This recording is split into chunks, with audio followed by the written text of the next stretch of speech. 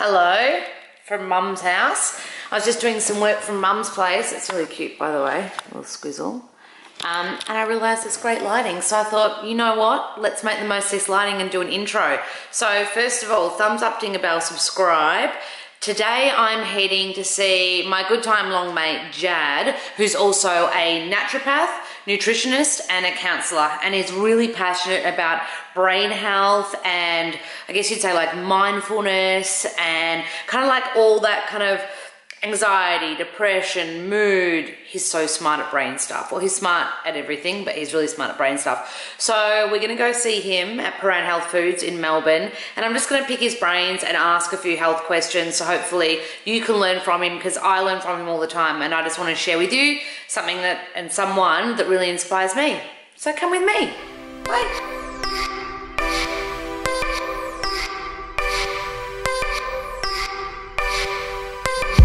Rightio, so it's tram parked in, I hope you can see me. I do this thing where I hold it up here because I'm like, oh, good angle.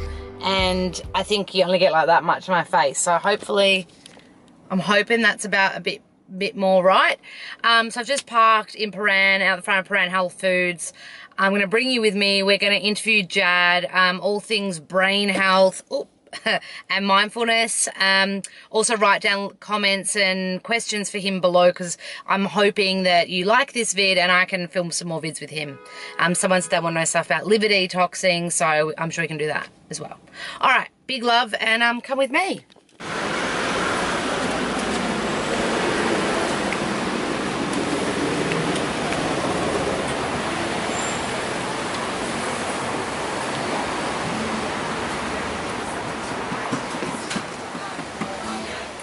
Here he is. This is who we're here to see. That's Jad. Have a look at this health food store. So much stuff.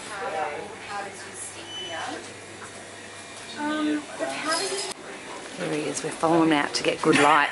It's all about the attractive lighting, Jad. Place to be, Paran Health. You got your notes there?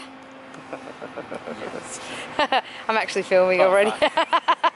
You're allowed to swear, there's no rules here. Alright, so this is beautiful. This is beautiful Jad, best naturopath in the world. Hope that construction's not too annoying. I don't think it will be. So we've found the nice light. I'm going to sit next to it. It's going to feel close, but it's just because I'm going to be in shot, okay? He doesn't like me getting too close. So, we've just done a live together. So if you've watched the Insta Live with Jad, this will be coming out a couple of weeks after. So Jad's super passionate about, he's an amazing naturopath, counsellor and nutritionist, but he's super, super passionate about brain health, mindfulness, anxiety, depression, all those. Am I saying it all right? Mm-hmm. Yeah. So I'm going to ask you a few things, and then just you take it away, yeah? Okay. So first of all, you just talked us through three like drives, yeah. Can you talk us through them here? Yeah, for sure. So there's three sort of drives that our brain operates by that sort of motivates our behaviour or affects our behaviour. So the first drive is the safety system. Yeah. So it's the fight, flight, freeze response. Yeah. And that's associated with like adrenaline and cortisol, so our stress hormones. Yeah. So that prepares us for action, and it's all about sort of escaping threat. So it's kind of a fear response. And when it becomes overactivated or overstimulated, that can lead to things like anxiety, PTSD, chronic stress, trauma, etc. How can we like deal with that? Because I think a lot of people could relate to that, especially after like a really horrible breakup, or I love that he's looking at him. He's so cute. Got his little notes here, and he just tucked his shirt in because it's quite fitted. Is that right? He's hating me right now. I have taken my Averigas before this as well. That's what you take for bloating, by the way. Okay, so basically, so here's the deal. I'm just going to dumb it down. Not that you guys are dumb at all, but it's for my brain as well. So the theory is, when we're feeling like worried, over-worried, anxious, fear-based. I know I've got that. Sometimes I get really anxious. It sounds weird, but sometimes a work gig where I know I've got to be on. That's this kind of system you're talking about. So what's something that we can do to counteract or help?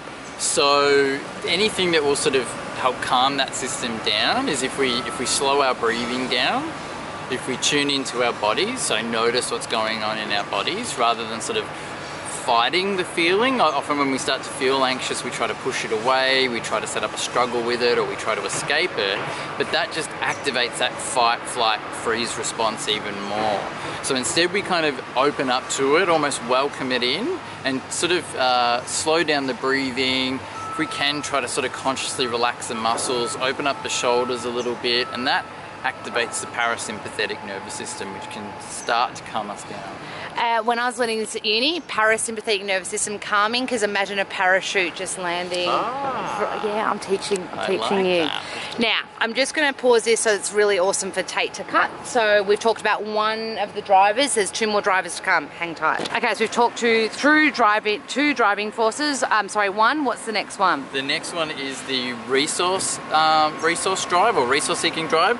So it's all about motivation and risk and reward. So it's all about sort of assessing if something's sort of risky, but if there is a reward involved. And when there's some sort of reward involved, we release dopamine and endorphin. So they're sort of feel-good hormones that kind of reinforce whatever we're doing. They make us repeat that behavior. So when that drive is operating in a healthy way, it keeps us kind of motivated, it keeps us alert, focused, disciplined, it gives us that sort of competitive sort of edge. When it gets kind of overactivated though, when we're too focused on that drive, then we can become obsessive, we can become sort of addictive in our behaviour. So all the aholisms are related to that. Workaholism, alcoholism, chocoholism, is that a thing? Addiction. That's a thing. Can I ask something in here?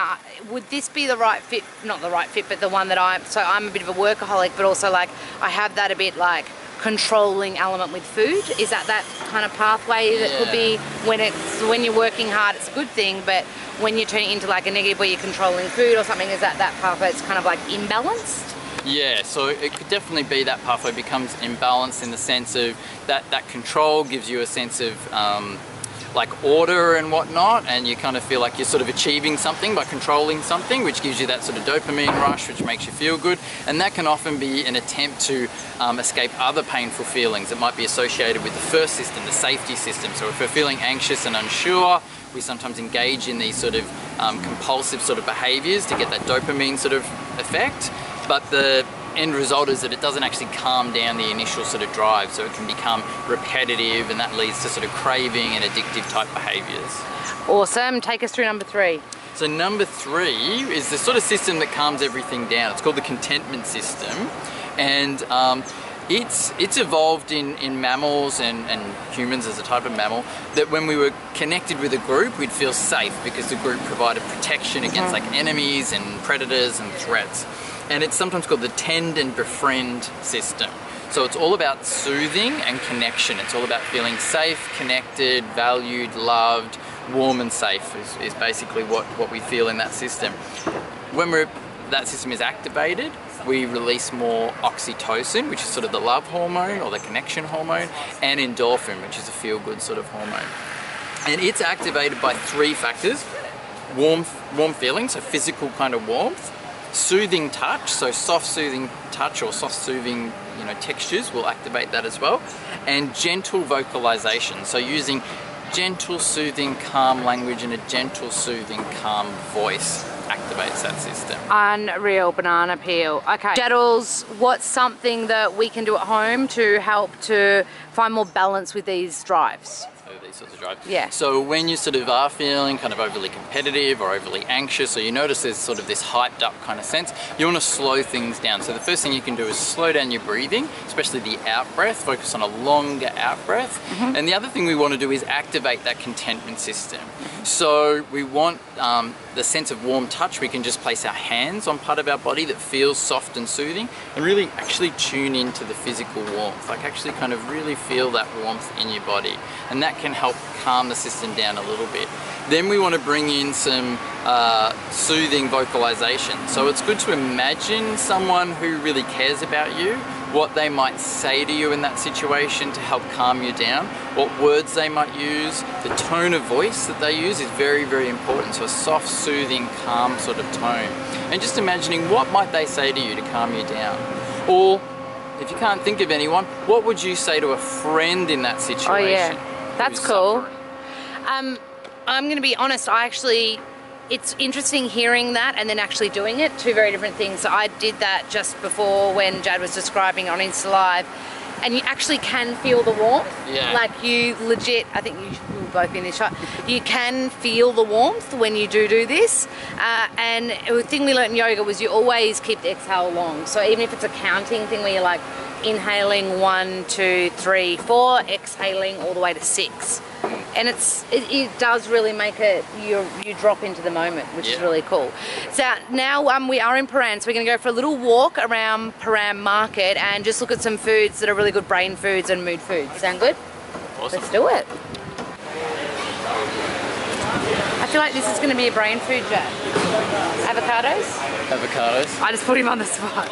Well, they're high in potassium and vitamin E, so I wouldn't specifically say brain food, but they're good for you regardless. Okay, Yeah. You were saying something about green leafies. I can see some green leafies here. Yeah. Magnesium-rich foods. Yeah, green leafy vegetables, very high in magnesium, amongst many other good things for you. Oh, So at least a cupful of green foods a day. A cupful of green foods a day. Got it. And we're walking straight towards eggs. I feel like they're a pretty good brain food, aren't They're really they? good brain food. They're really rich in choline, which is needed to make a neurotransmitter that's important for memory. Really? Yeah, and they're quite high in omega-3s at times, and yeah, lots of stuff that the nervous system relies on. So eggs are actually brain food. I love it. All right, so we're going to like the Uber brain food now. We're in Paran Market, by the way, if you're wondering where we are. Yes. It's actually really chilly here today. It's very quiet. So we're off to find some... Oily fish, omega-3 rich fish. So what kind of fish are we looking for? We're looking for things like sardines, salmon, herring, and even things like prawns that are reasonable. Really? Sort of omega-3. Okay, so here we go. I see it. Sammy, just talk for us. So these are good for your brain, aren't they? Yeah. Well, all nuts are actually really good for your brain because they're quite rich in magnesium, which is calming, and essential fatty acids, and lots of other good things as well. Beautiful. What do we got here? So these are frozen sour cherries, and sour cherries actually contain melatonin, which is a sleep hormone that helps regulate our circadian rhythm.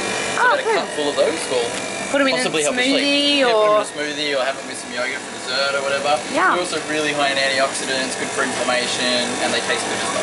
Perfect. So here we are out front of Paran. But if people want to book in for you for either counselling on naturopathy, mindfulness, you're doing an 8-week course as well. Yep. That's at Merge Health. Where can they find out about that? Merge Health is in, you can find us on mergehealth.com.au or Merge Health on any of the socials. And I'll link it here. Yep, and it's in Riversdale Road, so just up from Camberwell, 924 Riversdale Road in Surrey Hills. Do you want the phone number? He's gonna give the phone number. He's trying to it's like he literally gave the phone number. I'm like, these are millennials, mate. No one knows like that you even need to put 03 in front of it. Merge Health on Instagram, whatever. And I'll tag Jad's handles and everything in here. Can you tell people one more thing to thumbs up, ding a bell and subscribe? Thumbs up, ding a bell and subscribe. Big love. We'll see you soon.